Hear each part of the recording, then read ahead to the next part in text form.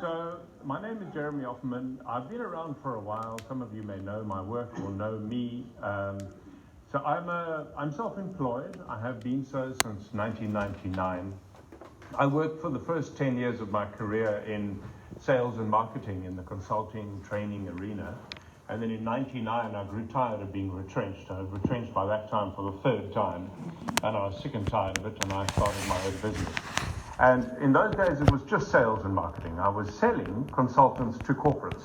I was the only man in the world who could get money out of a consultant.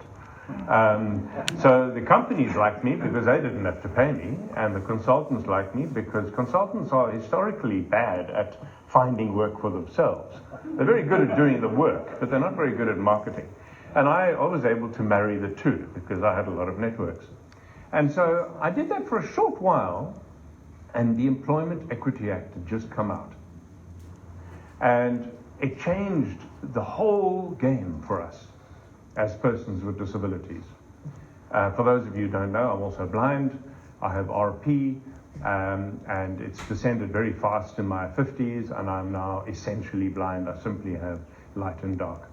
Now, so the Employment Equity came out in 1998, following the Constitution, which was promulgated in 96. Now, I mention these because they're important, because in 96, the Constitution recognized disability. It was one of only 4 constitutions in the world that recognized disability. So that was something, and we thought, yeah, we're on to something. Then in 98, the Employment Equity Act came out, and I'll never forget that promulgation, because it sent a shudder through the disabled community of opportunity and enthusiasm, of potential. And that's great. And so I found my clients suddenly saying, well, do you know anything about disability equity? Do you know anything about diversity? And so I had to pivot quite fast.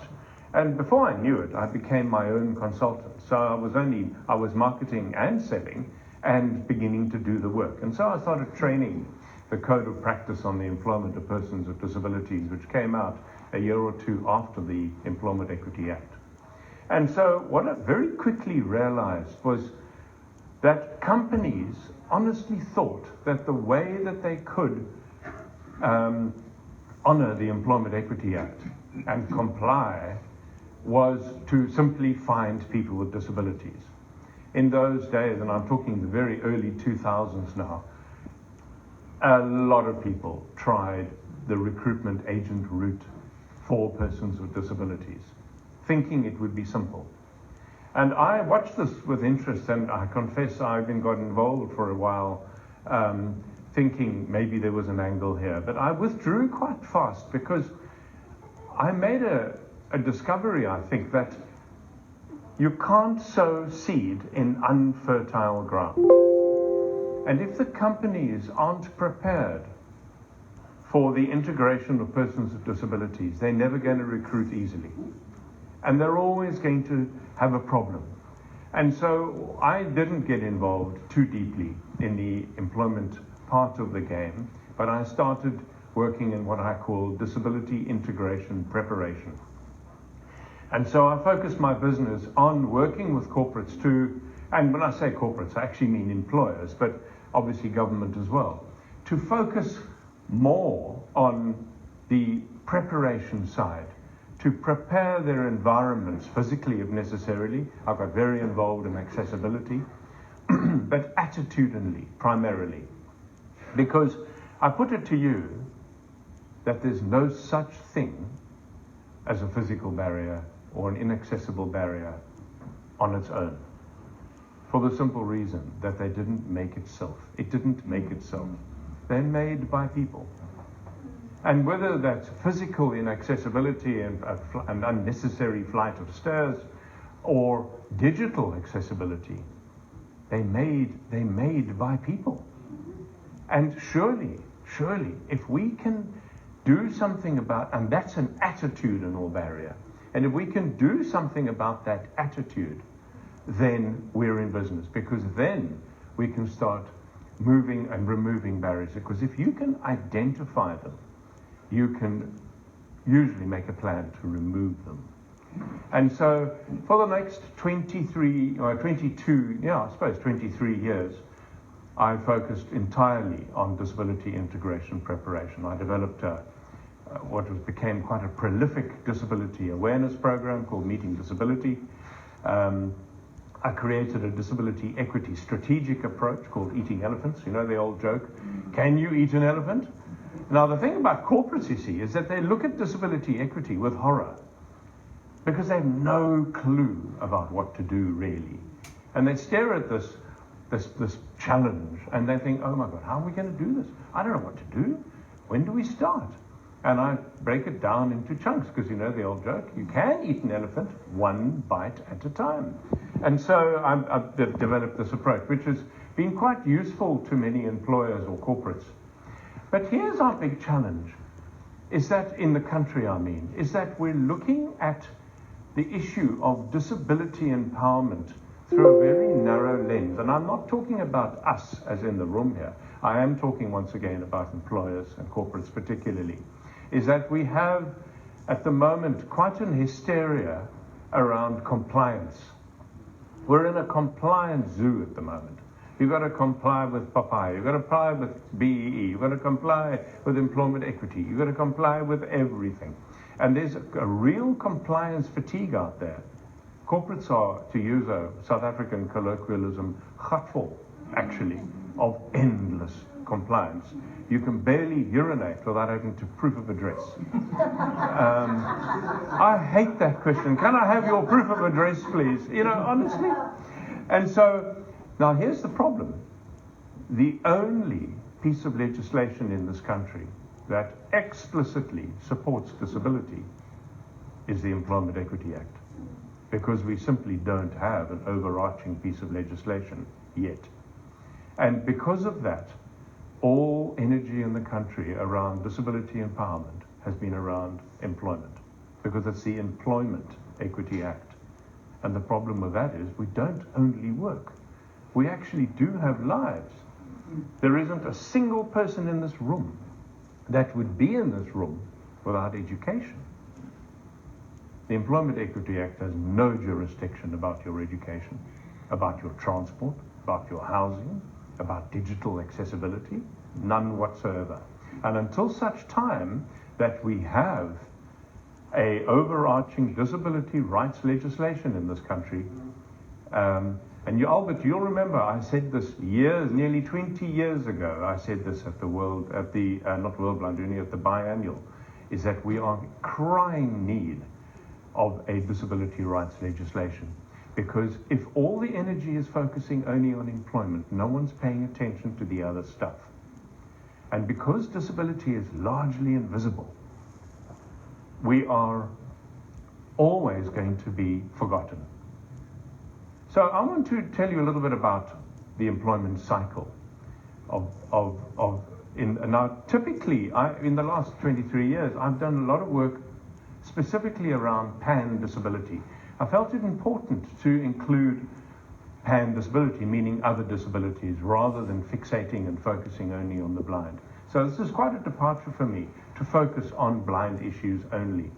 And forgive me if I deviate back into pan disability language from now and then, because I think it's important that we mustn't isolate ourselves. We are a bigger family, and we're much stronger when we behave like a bigger family. We're already weak because we are divisive. You know, the deaf and the blind don't see eye to eye, for a start. and so we need to actually learn to work together more. But it's important also that we look at issues around visual impairment.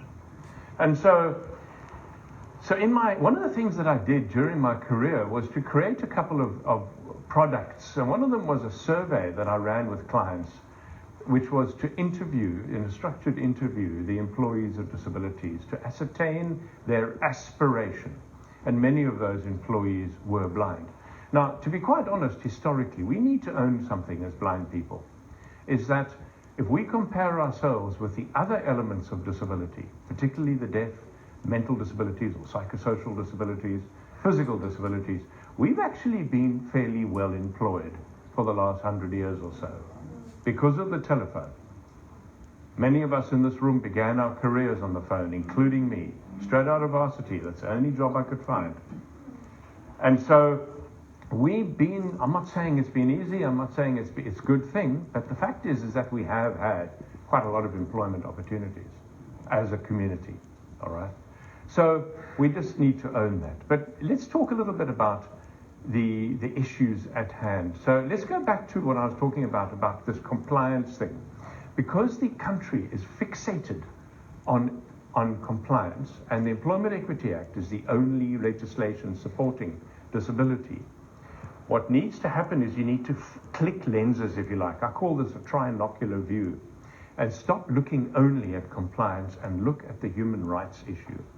And I'm not talking at corporates here or employers, and I realize that in the room we're not necessarily only those people, and not enough possibly. But it's still an important lesson. So we need to look at the realities of disability in the country. What is going on there? What is the transport reality? What is the education reality? Then we need to click lenses one more time.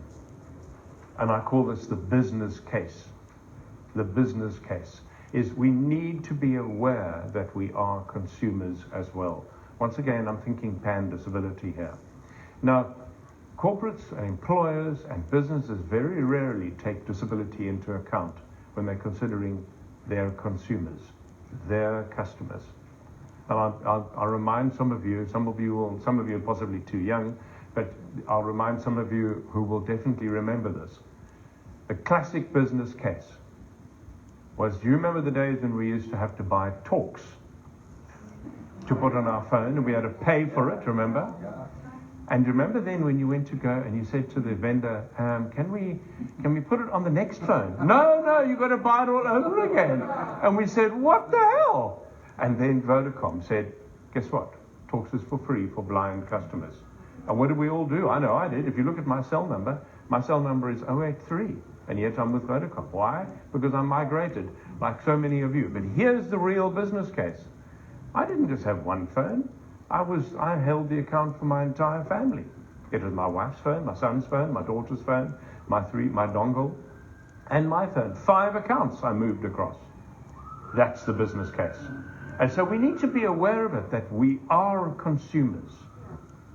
Now, having said that, it's about employment issues and what I was promised, I said I would talk about. So the first thing I want to talk about is companies need to look at equity in a holistic way rather than fixate entirely on a very narrow employment cycle issue. The problem with employers is that they very often throw this diversity/equity baby at HR only. And HR's got to catch this thing. And then they do what they can. The trouble is that they very often don't get the respect that they ought to from the other line entities, the other line managers in the business. So if a corporate is serious about employment equity, what they should be doing is making sure that all elements of their business are disability confident. Now, if you break a business up into its elements, you've got issues like operations, you've got facilities, you've got IT, you've got sales and marketing, you've got your administration, you've got your finance, of course you've got your HR. Now, if every one of those things are more disability confident, it'll make the employment of persons with disabilities far easier. So, for instance, if your IT infrastructure is not disability confident, it means you're probably almost certainly going to have an inaccessible digital platform, like an intranet or some sort of an app that they use within the organization. And as many government departments have discovered, when you have an e-recruitment platform and it's inaccessible, you're not going to attract the blind to apply for jobs. If your physical infrastructure is not accessible, you're going to not find it very easy to hire persons with physical disabilities. If your finance department is not disability confident, when it comes time to talk about reasonable accommodation, then, and the finance department starts creating unnecessary obstacles in the way, then that's going to make it harder to employ persons with disabilities. If your sales and marketing in the organization aren't savvy or aren't confident about disability and understand that people with disabilities are customers too, then you're not going to necessarily attract people with disabilities. I've always said to the banks, in fact, the city councils are a better example. The city council used to complain bitterly in the early 2000s about not finding people with disabilities. And I would say to them, well, if you don't look after your citizens with disabilities, why on earth would they want to work for you? And so organizations need to pay attention in a more holistic way if they wish to achieve anything here. So now I'm going to quickly run you through. Now, typically I would have done a PowerPoint, and I figured that what's the point when most of us couldn't see it anyway. So for anybody with vision, I'm going to pretend there's a PowerPoint up, and you can pretend, you can imagine the slide I'm going to show. So the first slide is actually a person. I use the wheelchair a lot in my cartoons. I don't draw them, I imagine them, and then I hire a cartoonist to create them. And so there's a picture of a guy in a wheelchair, and it's just used as an analogy. And there's plenty of stairs all around, and he's looking up at a window, and there's a woman peering out of the window, and he's saying to her, I'm here to apply for the job. And she looks at him and she says, oh, I'm terribly sorry, the job's taken. So I thought I'd tell you a little story. I like anecdotes. So I've got a blind friend, and he's very, very well employed. I suspect he's probably one of the best employed blind people in this country. And senior. And he was looking around, as one does, at what other jobs there are. And he saw a job that he really thought might be a good fit. So he sends his CV through. Bring, bring, literally 30 seconds after he hits send, there's a call from the agent. And she says, oh, let's call him Keith. She says, oh, Keith, I can't believe it. What a wonderful CV. This is amazing. I can't wait to introduce you to the principals. You're going to make such an amazing addition to the team. And then he said to her, and he said, I really want to meet you. When can we meet? And he said, oh, I'd love to meet you. Tracy, thank you very much. I'd love to meet you. And then he said something, and I said to him later, what the hell possessed you to say it? He said, oh, I just need to tell you that I'm blind. And she said, oh, right. Oh, okay, right, Keith, I tell you what, I'm going to have to just go talk to my principals. I'll get back to you. What do you think? Think she did? No. So he did. He phoned her and said, next day, he said, Tracy, I'm a little confused. Yesterday you were all over me.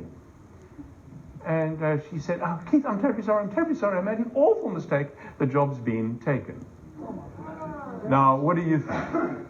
What's the likelihood that that's true? She probably didn't even tell them. Precisely. Now, what that illustrates is this tendency to stereotype and to assume. And now it's interesting because when Keith began his employment at that organization, and I have to say I had something to do with it, not so much as an agent, but as a supporter of the HR person, literally 22 years ago now. I remember he's got a hell of a good CV, and I remember when Keith went for the job, and the HR lady is called Sarah, and I want to tell you, before I tell you that story, remember that, I'm going to go back to that, because here's an interesting, I want to tell you a little bit about what HR people aren't doing, possibly, is that level of assumption and that level of stereotyping is because they're not actually applying the rules. And here's a lesson in this. It's called competency-based recruitment, and it's the way we should be recruited. So I'm going to tell you another story before I go back to Keith's story. But remind me, okay? So I've got lots of stories, as you can tell. So here we go. So there's a man, well-known man, many of you will know him, and he applied for a job a long time ago. This is a good 26, 7 years ago. He applied for a job, and he had a law degree, and the job was for a legal officer. And he applied, and he wasn't shortlisted, and he queried. It was a state-run entity, and so he had the right to say, oh, excuse me, why am I not shortlisted? And they said, no, because it clearly says there, an inherent requirement of the job is a valid driver's license. And this man said, really? Okay, now are you looking for a lawyer or are you looking for a driver? So here's the thing, and this is the big mistake, is we need to understand the difference between an inherent requirement of the job and the performance of the essential functions of the job. They are two entirely different things. And so here's what should have happened. So what should have happened when our friend applied for that job? They should have established what is the inherent requirement of a job as a legal officer. It's clearly a law degree, LLB, maybe B Proc, okay, but LLB definitely. And if you're looking for an accountant, it'll be a BCom. If you're looking for an engineer, it's a BSc engineering, right? Now, if the individual doesn't have that thing, then throw his CV in the dustbin, because then he shouldn't be applying for the job. But you don't need to assess the disability at that point. It's got nothing to do with you. All you're doing at that stage is assessing, does the candidate have the inherent requirements of the job? BCom, engineering, in this case law, whatever it is. Only then, when you've established that and you've created a shorter list, then you need to start establishing them. This is when they should have approached him. He should have absolutely been, because he's a brown man, he's got equity from a race and a disability point of view, and they absolutely should have said, they should have shortlisted him. Then they should have said, right, do you know that there are 17 hospitals that you need to go around? And how do you propose you're going to visit them? In which case he could have said, well, I have a car and a driver. But they never gave him that opportunity. Or he could have said, I could use a GG and you could find me a driver. Or he could have said, I'll bum a ride with somebody else in a GG. Or he could have said, well, they should have asked him, and he could have said, I'll catch public transport. But he wasn't given the opportunity. So he was bounced before. And so the essential functions of the job, that's where you start applying the issue around, and that's where reasonable accommodation comes in. You only figure a reasonable accommodation. You don't do it in inherent requirement of the job time, only the essential function time. And so this is why so many people with disabilities are bounced sooner than they should be. So let me tell you that second story about Keith. So when Keith started at the company he's still with at the moment, he applied for the job. Sarah, the HR lady, took one look at this and realized this guy is sharp. He's got a couple of degrees, he's got an MBA, he's very bright, and he's eminently, in fact, possibly overqualified for what he originally went in for. And she was quite happy to put him at the top of the pile. So the accolade here goes to Sarah, because she applied inherent requirement of the job, yes. Can he perform the essential functions of the job? So she went to him and said, right, Keith, you've got to, I'm going to shortlist you here, and I'm really interested in how you're going to do the job we expect you to do. In which case he demonstrated on his computer, using JAWS, and whatever techniques he needed to do, he could do, because he's done similar work before. She was convinced. Now here's where it gets interesting, because she then went to the line manager. He says, do you have a short list? Yes, she says. Good, tell me about some of them. Well, I've got this guy, he's head and shoulders above the rest. Oh, yeah, that sounds good. Yep, he's got this degree, that degree, and he's this experience. Wow, he sounds amazing. And I need to tell you that he's blind. And the line manager went, what? Sarah, are you smoking your socks, he said. What do you mean he's blind? How's he supposed to do this job? Do you realize how much, you've got to be on the screen all the time? Blah, blah, blah. He's blind. And she said, I've established that he has the inherent requirements of the job. And I've ascertained that he can perform the essential functions of the job. Trust me, he can do this job. But he's blind. How on earth is he going to do this? And this went on for days. Sarah saying, and to her credit, she stuck to her guns. And she said, I'm telling you, this man is the best candidate. And this guy, yes, but he's blind. How's he? And it went on and on. Eventually, she wore him down. And he said, all right, what the hell? You know what? Okay. You know what? I'm gonna try, but don't complain if it doesn't work. You know that thing? Now, here's a great part of the story. That was 22 years ago. Keith is now about 3 levels above that line manager. And he's the head of that department. Isn't that cool? And his name isn't Keith. But that's the point, is that if we apply the rules, and then the next thing I'll talk about is reasonable accommodation. And so I want to tell you another story. So there's a teacher out there, and in my career, while I was a consultant, I was asked by the Premier if I could create the disability desk for the province. And so I did. And in 2015, I created a disability desk, and I ran the disability desk, which was a wonderful experience for me. And I was able to do quite a lot. And while I was working there, across my desk came this query from a teacher. I'm losing my vision. I'm the principal of a little school in Cape Town, and they put me on long leave. They've sent me to Athlone School for the Blind because they think I need to learn how to be blind. They have no idea what to do with me. And I met him immediately, and I ascertained what was going on with his vision loss and another complication, but the vision loss was the primary thing. And indeed, they had immediately suspended his appointment and put him on long leave while they worked out what to do. Now, my vision has deteriorated over the last 50 odd years, and I remember that trajectory. I used Zoom text for 20 years before I had to give it up and go over to a screen reader. So I know what it's like to lose your vision. And so I said to him, and I tested him, and we established that a CCTV, a magnifier, a desktop magnifier, would have been absolutely perfect for him, and Zoom text on the computer. Now, it took me a year and 2 months to try and convince the department that this guy, that's all he needed. And that's literally all he needed.